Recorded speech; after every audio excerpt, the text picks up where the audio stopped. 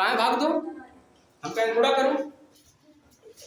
चलिए, तो अनुच्छेद 1 में हमने पढ़ा था कि भारत राज्यों का संघ है ना, समूह का समूह नहीं है, राज्यों का समूह नहीं है, यह संघ है, भारत राज्यों का संघ है। और फेडरल और यूनियन में मैंने बताया था आप लोगों को क्या बात, कि फेडरल में छोटी छोटी चीजें जब एक बड़ी चीज बनाती हैं, एक बड़ी चीज को अधिकार देती हैं, तो उसको बोलते हैं फेडरल। अमेरिका में सिस्टम है कि कई छोटे छोटे राज्यों ने मिलकर के केंद्र बनाया, उसको बोलते हैं यूनाइटेड स्टेट ऑफ अमेरिका। वहां पे इसलिए क्या है, फेडरल सिस्टम है, ठीक है। और जो यूनियन होता है वह यूनियन पावर को डिस्ट्रीब्यूट करता है, एक बड़ी पावर को डिस्ट्रीब्यूट करता है। भारत यूनियन इसलिए है कि भारत में राज्यों का निर्माण इसलिए किया गया क्योंकि भारत में प्रशासनिक सिस्टम अच्छे से चल सके, ठीक है ना, इसलिए इसको क्या कहते हैं, यूनियन कहते हैं। यह किसी समझौते के तहत नहीं होता है, यूनियन में कोई समझौता नहीं होता है, लेकिन फेडरलिज्म में समझौता होता है। हिंदी दोनों का एक ही होता है, संघ। संघ यूनियन का भी मतलब संघ होता है और फेडरल का भी मतलब संघ होता है। बस यूनियन वाले में कोई समझौता नहीं होता है, फेडरल वाले में समझौता होता है। अब बात करते हैं, पहले अनुच्छेद में बात करी थी कि भारत राज्यों का संघ है और इसमें 28 राज्य वर्तमान में और 8 केंद्र शासित प्रदेश है। बात क्लियर होगी और उसको पूरा परिभाषित हमने कर दिया। अब आते हैं, बात करते हैं अनुच्छेद 2। अनुच्छेद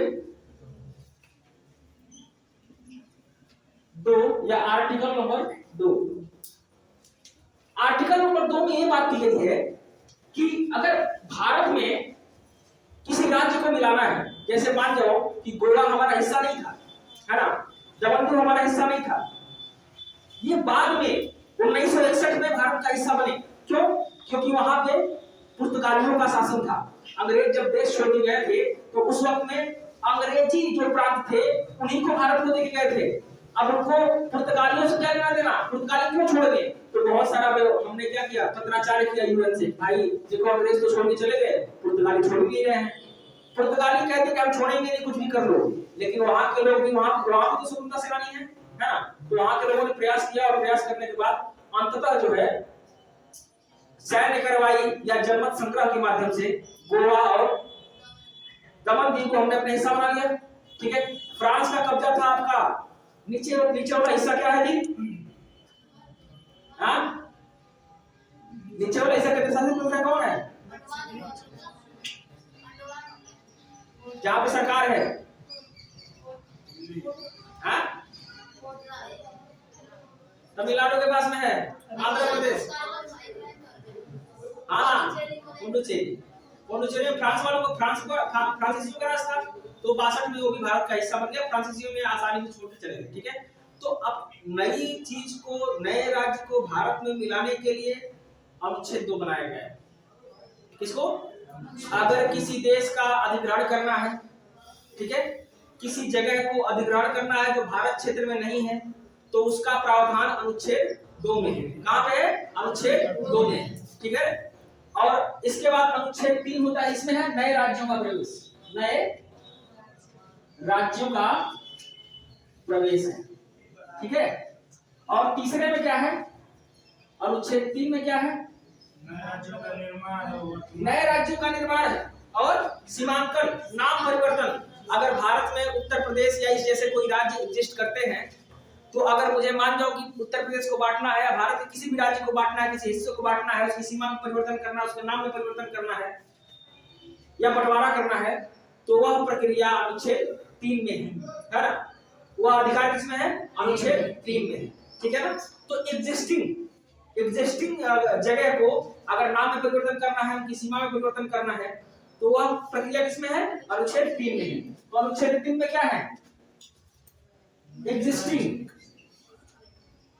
एग्जिस्टिंग स्टेट का नाम परिवर्तन, नाम, सीमा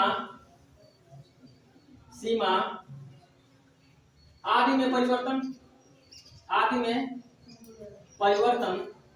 किसके तहत, अनुच्छेद 3 के तहत। और सबसे महत्वपूर्ण बात हो जाती है अनुच्छेद 4। कौन सा? अनुच्छेद 4। अनुच्छेद 4 में क्या कहा गया है कि भैया जो अनुच्छेद 2 और 3 है ना, इसमें जो आप बदलाव कर रहे हैं, या तो नाम में बदलाव कर रहे हैं, या सीमा में परिवर्तन कर रहे हैं, या बंटवारा कर रहे हैं, या अनुच्छेद 2 में आप कोई नए राज्य को भारत का हिस्सा बना रहे हैं, उसकी प्रक्रिया है ना, क्या है, प्रक्रिया है कि यह कहा गया है अनुच्छेद 4 में कि अनुच्छेद 2 और 3 के तहत कोई भी कार्य करने का अधिकार सिर्फ किसको है? संसद को। किसको है? संसद को है।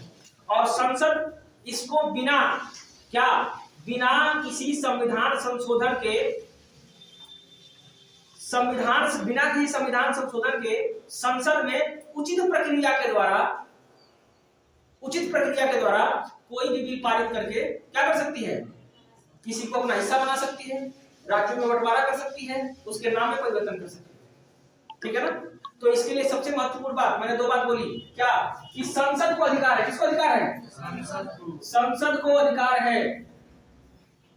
है किसके लिए? अनुच्छेद 2 और 3 के कार्यों के लिए। ठीक है। दूसरी बात मैंने बोली कि इसमें लिखा गया है कि संविधान संशोधन की जरूरत नहीं है। संविधान संशोधन की जरूरत नहीं है। संविधान संशोधन किस अनुच्छेद के थ्रू किया जाता है? 368 अनुच्छेद 368 के तहत किया जाता है। ठीक है ना? तो इसकी जरूरत नहीं है। ठीक है ना? कैसे होगा तब? तो संसद जो है, संसद अपनी उचित प्रक्रिया के माध्यम से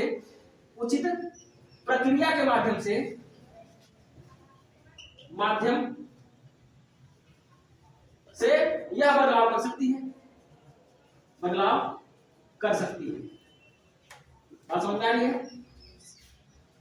पहला मैंने क्या लिखा? परिभाषा लिखी कि जो भारत का क्षेत्र है, ठीक है, कि कैसा है ना? भारत का क्षेत्र कैसा है? उसमें 28 राज्य और 8 केंद्र शासित प्रदेश आते हैं। दूसरा मैंने लिखा कि मान जाओ किसी क्षेत्र को भारत में शामिल करना है, मान जाओ कि हमने कल को जो है नेपाल जीत लिया या फिर पाकिस्तान जीत लिया, ठीक है, तो हमको शामिल करना है, तो किसके तहत करेंगे? अनुच्छेद 2 के तहत करेंगे। अनुच्छेद 2 में नई जगह आएगी, क्या? जीती हुई नई जगह आएगी। ठीक है। अनुच्छेद 3 के तहत क्या है? पुरानी जगह को बंटवारा करना, नाम परिवर्तन करना, सीमा में परिवर्तन करना आदि कार्य अनुच्छेद 3 के तहत है। अनुच्छेद 4 में क्या कहा गया है कि जो कार्य अनुच्छेद 2 और 3 के तहत करना है वह सिर्फ अधिकार किसके पास है? संसद के पास है। दूसरी बात क्या कही गई है? इसके लिए कोई संविधान संशोधन करने की आवश्यकता नहीं है। इसके लिए संसद के पास यह अधिकार है कि कोई भी उचित प्रक्रिया अपना करके, चाहे बहुमत की प्रक्रिया हो, चाहे कोई भी प्रक्रिया, वो संसद के ऊपर डिपेंड करता है। ठीक है। वो प्रक्रिया अपना करके इसमें परिवर्तन कर सकती है। नोट कर लीजिए इसको।